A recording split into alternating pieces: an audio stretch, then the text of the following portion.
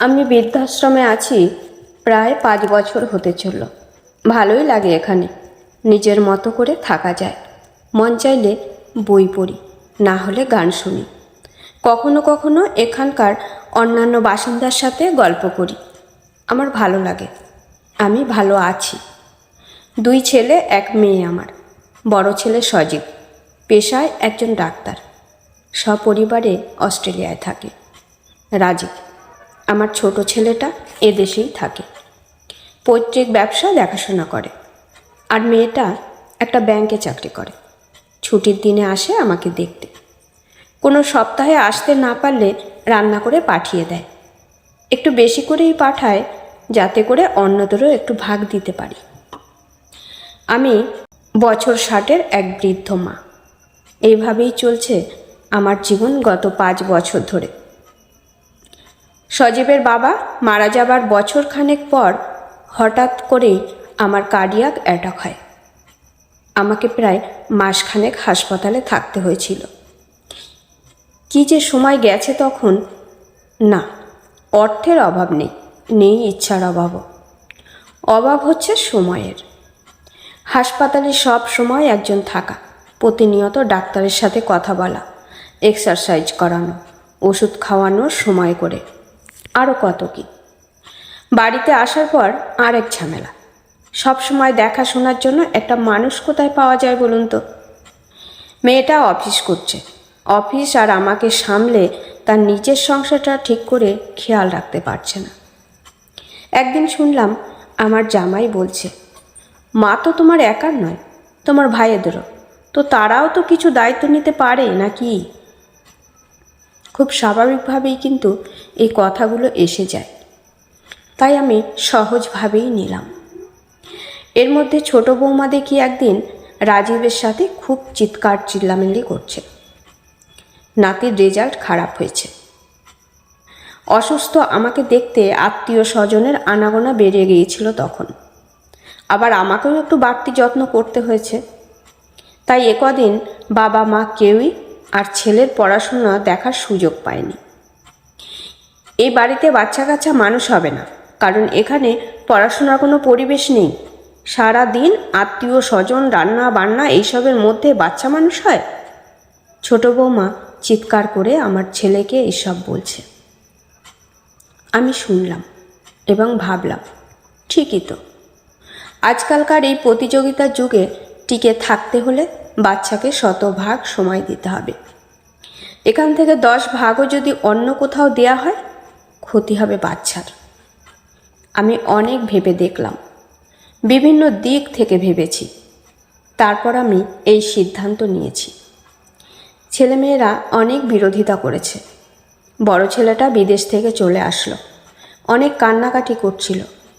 সে আমাকে এখান থেকে অস্ট্রেলিয়ায় নিয়ে যেতে চেয়েছিল। মেয়েটা অনুরোধ করছিল যেন তার সাথে গিয়ে থাকি, কিন্তু আমি সবাইকে না করে দিয়েছি। আমি আমার সিদ্ধান্তে অটল থেকেছি। তাহলে মা, তুমি আমাদের সবাইকে ভালোবাসো না? আমাদের আপন মনে করো না? তাই আমাদের কারো সাথে থাকতে চাও না? ছোট ছেলে কাতর কণ্ঠে জিজ্ঞেস করল। ভালোবাসি রে পাগল, অনেক ভালোবাসি। আর তাই চাই সম্পর্কটা সব সময় এমন ভালোবাসাময়ই থাকুক। একসাথে থাকা সম্পর্কগুলোর মধ্যে প্রত্যাশা অনেক বেশি রে বাবা। আর যখন প্রত্যাশা আর প্রাপ্তির হিসাব মেলে না, তখনই সম্পর্কে টানাপোড়েন শুরু হয়, পারিবারিক অশান্তি বাড়ে। মা, তুমি আমাদের সাথে থাকতে চাও না, সেটা আমরা মেনে নিলাম, কিন্তু আমাদের গ্রামের বাড়িটা তো খালিই পড়ে আছে, তুমি তো ওই বাড়িতেও থাকতে পারো মা, বড় ছেলেটা বলল। আমি বললাম, সেই তো বাড়ি, সংসার, দায়িত্ব অনেক তো হলো, অনেক করলাম বাবা, এবার একটু নিজের মতো করে থাকি। তোদেরও আমাকে নিয়ে টেনশন করতে হবে না, আর আমারও একা বাড়িতে মরে পড়ে থাকার ভয় থাকলো না। ছেলেরা বলল, তুমি যাবেই, বুঝতে পেরেছি মা, ঠিক আছে, বাধা দেব না। আর একটাই অনুরোধ তোমার কাছে, অন্তত তোমার খরচটা আমাদের দিতে দিও। আমি মুচকি হাসলাম, বললাম, বেশ তো, দিবি না হয়। এর পরের কাজগুলো খুব দ্রুতই গুছিয়ে নিলাম। টাকা পয়সা সম্পত্তির ভাগ বাটোয়ারা সব করলাম। আমার অংশের সম্পত্তিটুকু নিজের কাছেই রেখেছি, নিজের মতো ব্যবস্থা করব বলে। এই সম্পদ থেকে সমাজের বয়স্কদের জন্য কিছু করার ইচ্ছে আছে। এখানে অনেকেই আছেন যারা ছেলে মেয়েদের সাথে একটু সময় কাটানোর বিনিময়ে সর্বস্ব দিতে প্রস্তুত, কিন্তু ছেলে মেয়েদের সময় হয় না। বৃদ্ধ বাবা মায়ের সাথে দুদণ্ড সময় কাটানোর। আবার অনেকে ভাগের মা কিংবা ভাগের বাবা হয়ে থাকতে চায় না, তাই চলে আসেন এখানে। অর্থাৎ একদম নিরুপায় না হলে কেউ বৃদ্ধাশ্রমে আসাটা চিন্তাই করতে পারে না। অথচ বৃদ্ধাশ্রমে থাকাটা যে জীবনের শেষ বেলায় অনেক ধরনের পারিবারিক জটিলতার বিপরীতে কোনো সুন্দর বা সম্মানজনক সমাধান হতে পারে, এই ধারণাটাই এখনও সমাজে তেমন গ্রহণযোগ্য নয়। যতদিন আমরা মেয়েরা স্বামী সন্তান পরিবারের বাইরে নিজেকে অস্তিত্বহীন মনে করব, ততদিন এই বৃদ্ধাশ্রম ব্যাপারটা একটা ঋণাত্মক ব্যাপার হয়েই থেকে যাবে আমাদের মাঝে। এই বৃদ্ধাশ্রমে সবাই আমাকে হিংসা করে, ভালোবাসা মিশ্রিত হিংসা। বলে, ছেলেমেয়েরা আপনাকে এত ভালোবাসে, এত তাদের সাথে থাকতে বলে, আর আপনি এখানে আশ্রমে পড়ে আছেন। আমি হাসি। আমি তাদের বোঝাতে পারি না আমি এখানেই ভালো আছি।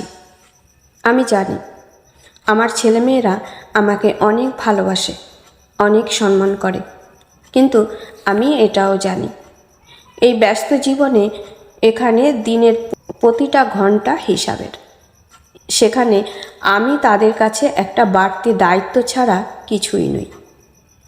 একজন মায়ের জীবন শুধু ছেলে মেয়েদের বড় করে তোলা আর বৃদ্ধ বয়সে তাদের উপর নির্ভরশীল হয়ে বেঁচে থাকা নয়।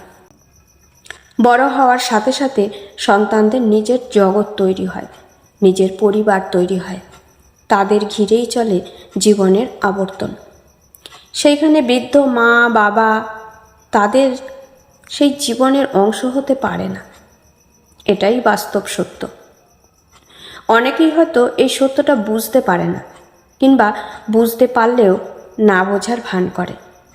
হয়তো তাদের আর কোনো উপায় নেই, অথবা তারা যে কোনো মূল্যে সন্তানের কাছে থাকার লোভ সামলাতে পারে না।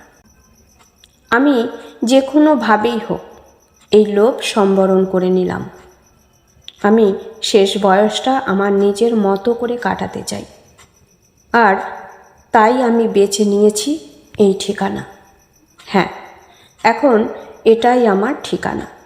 আমি নিজে এই ঠিকানা বেছে নিয়েছি একটু আমি হয়ে বাঁচার জন্য, নাইবা হলাম শেষ বয়সে কারো বোঝা।